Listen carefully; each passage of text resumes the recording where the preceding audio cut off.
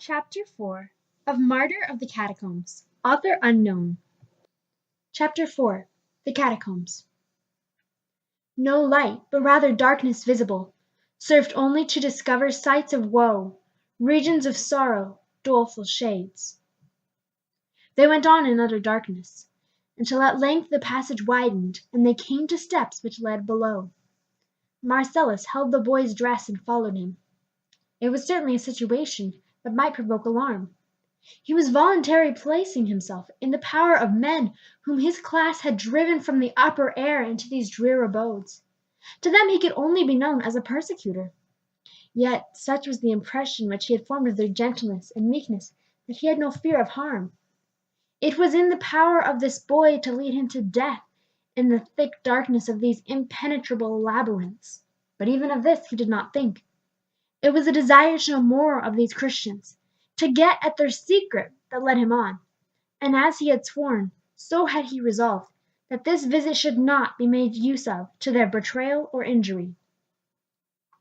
After descending for some time, the steps ended, and they walked along the level ground. Soon they turned and entered a small vaulted chamber which was lighted from the faint glow of a furnace. The boy had walked on, with the unhesitating step of one perfectly familiar with the way. Arriving at the chamber, he lighted a torch which lay on the floor and resumed his journey. There is something in the air of a burial place which is unlike that of any other place. It is not either the closeness or the damp or the sickening smell of earth, but a certain subtle influence which unites with them and intensifies them. The spell of the dead is there, and it rests alike on mind and body. Such was the air of the catacombs. Cold and damp, it struck upon the visitor like the chill atmosphere from the realms of death. The living felt the mysterious power of the dead. The boy Pollio went on before, and Marcellus followed after. The torch but faintly illumined the intense darkness. No beam of day, no ray, however weak, could ever enter here to relieve the thickness of the oppressive gloom. It was literally darkness that might be felt. The torchlight shone out but a few paces, and then died in the darkness. The path went winding on with innumerable turnings. Suddenly Pollio stopped and pointed downward. Peering through the gloom, Marcellus saw an opening in the path which led further down. It was a pit to which no bottom appeared. Where does this lead to? Below. Are there more passages below? Oh yes, as many as there are here, and still below that again. I've been in 3 different stories of these paths, and some of the old fossors say that in certain places they go down to a very great depth. The passage wound along till all idea of locality was utterly lost. Marcellus could not tell whether he was within a few paces of the entrance or many furlongs off. His bewildered thoughts soon began to turn to other things. The first impressions of gloom departed. He looked more particularly upon what he passed, and regarded more closely the many wonders of this strange place. All along the walls were tablets which appeared to cover long and narrow excavations. These cellular niches were ranged on both sides so closely that but little space was left between. The inscriptions that were upon the tablets showed that they were Christian tombs. He had not time to stop and read, but he noticed the frequent occurrence of the same expression, such as Honoria, she sleeps in peace. Fausta, in peace. On nearly every tablet he saw the same sweet and gentle word. Peace, thought Marcellus. What wonderful people are these Christians, who even amid such scenes as these can cherish their lofty contempt of death. His eyes grew more and more accustomed to the gloom as he walked along. Now the passageway grew narrower, the roof drooped, the sides approached. They had to stoop and go along more slowly. The walls were rough and rudely cut as the workmen left them, when they drew along here the last load of sand for the edifices above. Subterranean damps and fungus growths overspread them in places, deepening their somber color and filling the air with thick moisture, while the smoke of the torches made the atmosphere still more oppressive. They passed hundreds of side passages and scores of places where many paths met, all branching off in different directions. These innumerable paths showed Marcellus how hopelessly he was now cut off from the world above. This boy held his life in his hands. Do any ever lose their way? Often. What becomes of them? Sometimes they wander till they meet some friends. Sometimes they are never heard of again. But at present most of us know the place so well that if we lose our way, we soon wander into familiar paths again. One thing particularly struck the young soldier, and that was the immense preponderance of small tombs. Pollio told him that they were the graves of children, and thus opened to him thoughts and emotions unfelt before. Children, Thought he. what do they here? The young, the pure, the innocent? Why were they not buried above, where the sun might shine kindly, and the flowers bloom sweetly over their graves? Did they tread such dark paths as these, on their way through life? Did they bear their part in the sufferings of those that lingered here flying from persecution? Did the noxious air, and the never-ending gloom of these drear abodes, shorten their fair young lives, and send their stainless spirits out of life before their time? We have been a long time on the way, Said Marcellus. Will we soon be there? Very soon, Said the boy. Whatever ideas Marcellus might have had about hunting out these fugitives before he entered here, he now saw that all attempts to do so must be in vain. An army of men might enter here and never come in sight of the Christians. The further they went, the more hopeless would be their journey. They could be scattered through the innumerable passages and wander about till they died. But now a low sound arose from afar which arrested his attention. Sweet beyond all description, low and musical, it came down the long passages and broke upon his charmed senses like a voice from the skies. As they went on, a light beamed before them which cast forth its rays into the darkness. The sounds grew louder, now swelling into a magnificent chorus, now dying away into a tender wail of supplication. In a few minutes they reached a turn in the path, and then a scene burst upon their sight. stop! Said Pollio, arresting his companion and extinguishing the torch. Marcellus obeyed, and looked earnestly at the spectacle before him. It was a vaulted chamber about 15 feet in height and 30 feet square.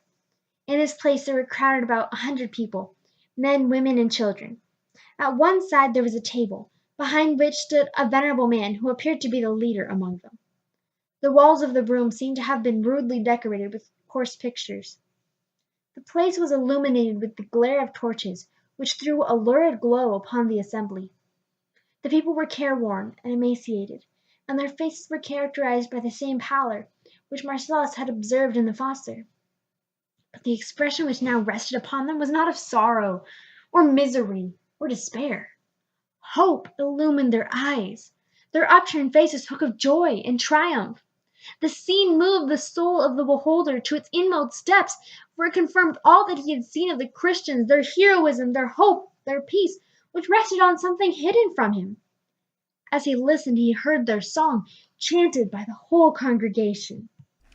Great and marvelous are thy works, Lord God Almighty. Just and true are thy ways, thou King of saints. Who shall not fear thee, O Lord, and glorify thy name? For thou only art holy.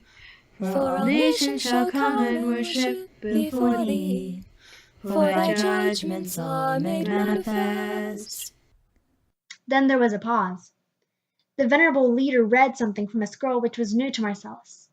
It was a sublime assertion of the immortality of the soul and life after death. The congregation seemed to hang upon the words as though they were the words of life. Finally the reader came to a burst of joyous exclamation which drew murmurs of gratitude and enthusiastic hope from the audience. The words thrilled upon the heart of the listener, though he did not understand their full meaning. O death, where is thy sting? O grave, where is thy victory? The sting of death is sin, and the strength of sin is the law. But thanks be to God who giveth us the victory through our Lord Jesus Christ. These words seemed to open to his mind a new world with new thoughts. Sin, death, Christ, with all the infinite train of ideas that rested upon them, arose dimly before his awakening soul. The desire for the Christian secret which he had conceived now burned more eagerly within him. The leader raised his head and, stretching out his hands, uttered a fervent prayer. Addressing the invisible God, he poured forth a confession of sin and guilt. He pled for pardon through the atoning death of Christ. He prayed for the Spirit from on high, so that they might become holy. Then he enumerated all their sorrows and prayed for deliverance, asking for faith in life, victory in death, and immortality in heaven, for the sake of the Redeemer, Jesus." After this followed another chant, which was sung as before. Behold, the tabernacle of God is with men, and he will dwell with them, and they shall be his people, and God himself shall be with them, be their God.